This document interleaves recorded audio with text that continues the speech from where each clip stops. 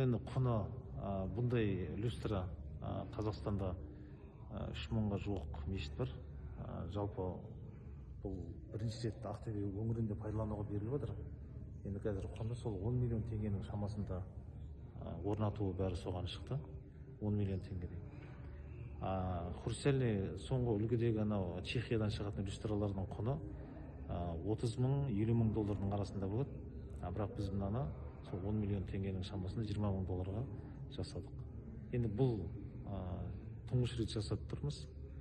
Дизайн өзіміз, осы Нұрғасырдың қызметкерлері құрастырып шығарған осы Түркияның ағайындары, түрк ағайындары ғой.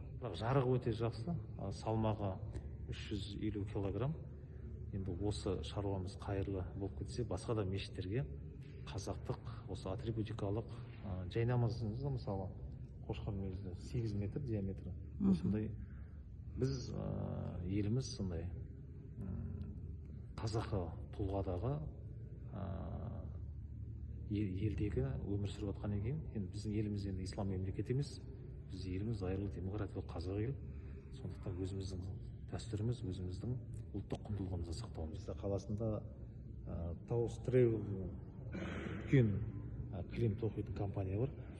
Бұл кілемнің құны 60 миллионға шықты. 2211 квадрат.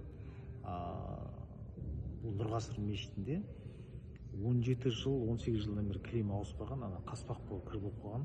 Сосын біздер кілемді түгел ауыстырдық.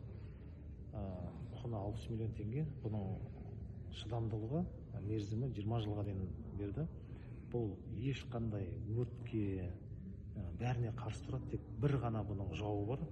Су тисе, тек кілем тез иіс шығып бастайды. Таза шерс, қалыңдығы сантиметр жарым.